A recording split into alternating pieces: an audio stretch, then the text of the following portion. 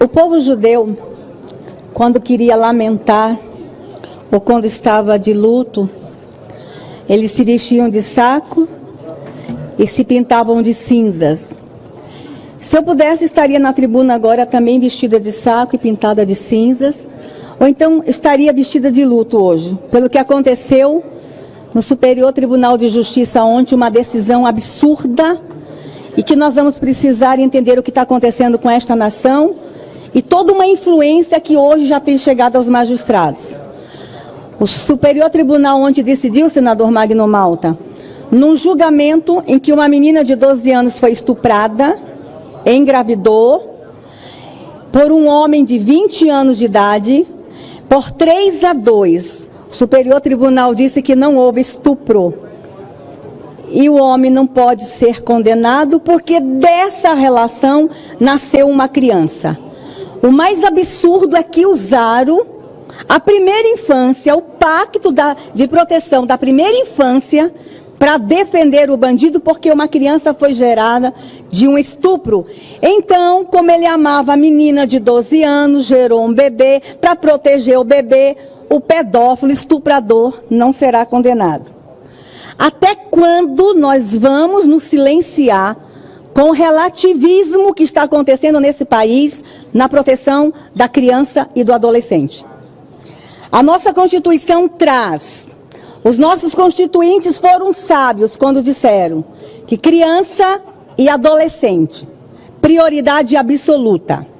Poderiam ter colocado outro grupo na Constituição, mas trouxeram criança, adolescente como prioridade absoluta. Mas não é o que nós estamos vendo no Brasil. E agora sentenças, não é a primeira sentença que nos deparamos que o agressor é perdoado porque ele supostamente amava a criança. Chega. Mas a gente quer mandar um recado para quem está celebrando a decisão que aconteceu ontem no Supremo. No Superior Tribunal. O recado é o seguinte: tem uma resistência aqui no Senado Federal. Há um grupo de senadores aqui no Senado Federal, e eu posso até dizer unanimidade na defesa e na proteção das crianças. No final do ano, nós aprovamos uma lei, o presidente atual sancionou agora em janeiro, a Lei 14.811, que endurece a pena do estuprador, do agressor de criança. Aí a gente tem uma nova lei que deveríamos estar celebrando e colocando ela em prática. Aí os julgadores lá no Superior Tribunal decidem que o agressor não cometeu o estupro. Até onde a gente vai, deputada Ana Paula? Não dá mais. Mas eu quero lembrar aos senhores que o Senado Federal foi tentado a fazer isso em 2012. Lembra, senador Magno Malta? Um grupo de juristas escreveu o anteprojeto da reforma do Código Penal. E no anteprojeto da reforma do Código Penal estava lá: reduzir a idade do consentimento sexual para 12 anos. E infelizmente esse anteprojeto virou um projeto de lei que está tramitando até hoje, está parado na CCJ, mas está lá o texto original. Um assédio ao Congresso Nacional para se diminuir a idade do consentimento sexual para 12 anos.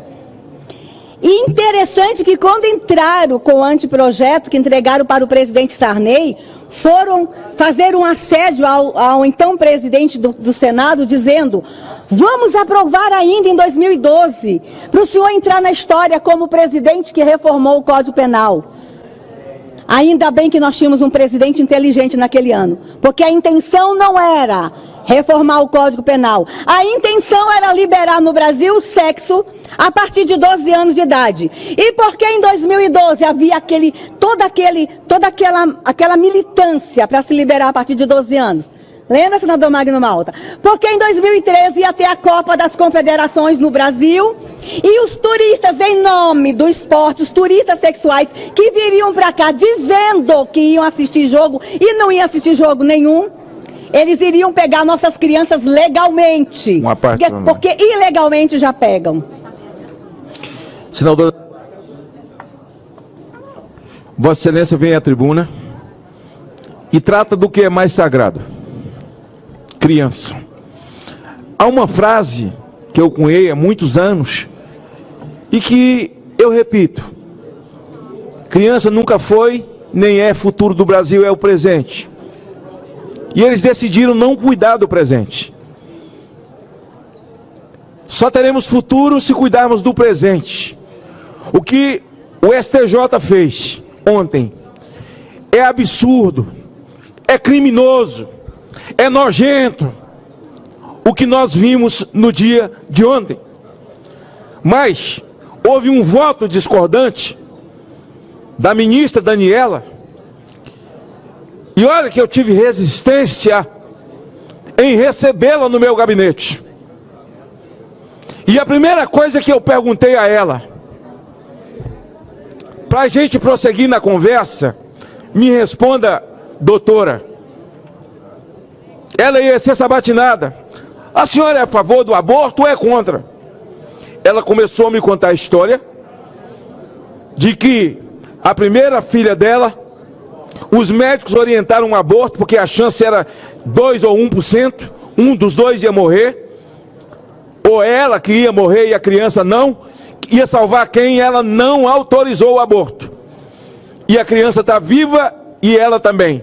No voto dela, ela diz o seguinte: não se pode racionalmente aceitar que um homem de 20 anos de idade não tivesse a consciência da ilicitude de manter relações sexuais com uma menina de 12 anos. Não se trata o agressor do exemplificado nas doutrinas de direito penal ou de ermitão que vive totalmente isolado da sociedade, sem querer acesso aos meios de comunicação ou à sociedade. Ademais, aceitar a incidência de tal excludente de tipificidade, sem comprovação inequívoca dos seus registros, em especial em crimes de natureza sexual contra criança e adolescente. Tem sido a minha luta, a minha história, e de Vossa Excelência, e de tantos outros aqui. O turismo não era só aqui na Copa, o turismo também nas Ilhas do Marajó. Debocharam de Vossa Excelência. Lá na CPI da pedofilia em 2006, eu fui lá, acudi Dom Escona, o bispo de lá, ameaçado de morte. Vossa Excelência esteve com ele também, porque é turismo de pescaria, que é anunciado lá fora. Os pescadores contumazes, eles vêm para pescar nos grandes rios do Brasil, mas no fundo, na verdade, é um turismo sexual, que acontece também na Amazônia, que acontece no Carnaval. E as nossas crianças, Vossa Excelência melhorou bem o Disque 100. Deixa eu só tocar nesse assunto, porque antes de Vossa Excelência, o Disque 100 e nada era a mesma coisa, senhor presidente. E ainda continua, a ministra Damares colocou o Disque 100 para ser mais ou menos. Antes dela era nada. Você sabe como é que é o Disque 100? Alguém aqui é capaz de me dizer? Algum senador, me diga aí como é que é o Disque 100. Como é que funciona o Disque 100? Diga para mim. Ninguém sabe. No dia que Dilma sancionou a lei de autoria de Alfredo Nascimento, em que eu relatei, tornando crime hediondo o crime de pedofilia, estava do lado dela Xuxa Meneghel, o nosso querido Sérgio Reis, que fazia divulgação do Disque 100, eu estava e o Alfredo, e a ministra dos Direitos Humanos, Maria do Rosário. E eu disse: olha, vocês sabem como funciona o Disque 100? A presidente disse, olhou para a ministra Ideli Salvati e disse: como é que é? E eu perguntei para Sérgio Reis: você sabe como funciona? Ele falou: Disque 100 e a polícia vem. Eu falei: não, amigão, deixa eu te explicar como é que é. Existe um call center com pessoas terceirizadas. A pessoa que disca 100, o terceirizado atende, escreve, manda para o Ministério Público, que vai para o promotor lá do local, se tiver boa vontade. E se ele tiver coragem, ele começa uma investigação. Então se divulga Disque 100 como se a pessoa discou para a polícia, e imediatamente a polícia chega e pega o pedófilo. Não, não. Vai para a delegacia, vai para o Ministério Público, vai para o Conselho Tutelar. Disque 100 é a última coisa. No aeroporto está lá, Vossa Excelência está falando do turismo sexual. Disque 100, o cara vem, abusa de criança, vai embora, Disque 100 e não dá nem tempo para fazer investigação. Quando Vossa Excelência fala do Marajóia, que eu volto, e Vossa Excelência descreve algumas coisas, e eu tive lá e depois tive no Belém também. momento, o Brasil também está de luto. Desculpa, senadora Damares, mas é luto, é vergonha, é falta de humanidade, de respeito às crianças. Eu já protocolei, senhor presidente, senadora Damares, e sei que estará comigo, a CPI de abuso contra infantes e adolescentes. Sabe, esses ministros que vêm e batem na nossa porta, todos com um ar de bonzinho, pedindo voto, mostrando seus currículos. Currículo para mim não vale nada. Eu quero saber comportamento. Então, quando eu escutei essa ministra Daniele, que é ministra hoje, e hoje ela dá um voto ratificando a verdade que ela falou para mim, é muito triste o que nós estamos vendo. E Vossa Excelência traz, é preciso que o Brasil chore mesmo, sabe? Porque tem um pedófilo batendo palma e os outros pedófilos também, porque é uma porteira que se abriu. Então qualquer caso desse chegar no STJ, um vagabundo está livre. O vagabundo está livre. Obrigado por Vossa Excelência ter trazido esse assunto. É um assunto que eu ia tocar nele, mas Vossa Excelência tem autoridade, porque também é sua razão de vida e razão do seu mandato, razão pela qual aqui está a defesa das crianças do Brasil. Obrigado pelo pronunciamento e parabéns à doutora Daniela, porque ela, na verdade, honrou aquilo que disse dentro do meu gabinete e que ela continue defendendo os nossos pequenos. Obrigada, senador. Presidente, seja generoso comigo. Vossa Excelência merece, já que o nosso senador Magno Malta não fez uma parte, mas ela fez uma parte só. Foi um pronunciamento paralelo, então serei benevolente com Vossa Excelência, tem tempo na tribuna. Obrigada, presidente. E o recado é o seguinte, o Senado é a resistência nesse tema. Quero agradecer à bancada feminina por todo o apoio na luta em defesa das crianças e os demais colegas. Mas o recado está dado. Nós seremos a resistência, nós não vamos baixar a guarda aqui no Senado Federal na proteção da infância. E eu quero fazer coro ao senador Magno Malta e falar da ministra Daniela Teixeira.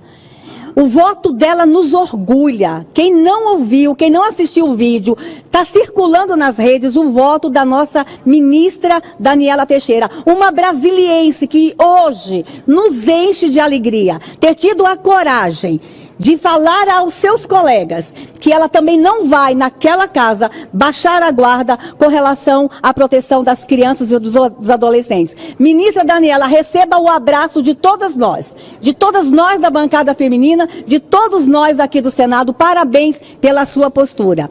E encerro dizendo o seguinte, que eu fiquei em silêncio muito tempo com relação ao Marajó, mas hoje eu fui incitada. E por causa da quebra do silêncio do bispo Dom Ascona. Senador Magno Malta, o bispo Dom Ascona hoje publicou uma carta que está possível para todo mundo ler e conhecer a carta no site O Antagônico. O bispo Dom Ascona quebra o silêncio e fala muitas verdades com relação ao arquipélago do Marajó. E eu peço às autoridades do Pará que protejam a vida do bispo Dom Ascona. Este homem que há anos é ameaçado de morte, protejam. E como ele quebrou o silêncio, semana que vem eu volto à tribuna e vou falar para vocês o que eu não podia falar antes. Obrigada, presidente. Parabéns, ministra Daniela. E aos pedófilos, aguardem, nós vamos pegar todos vocês. Parabéns, senadora Damares. Convido. Gostaria de deixar claro que as opiniões e informações apresentadas aqui são de responsabilidade exclusiva de seus autores. Como criador deste conteúdo, não me responsabilizo por consequências. Pesquise e busque orientação profissional antes de decisões significativas.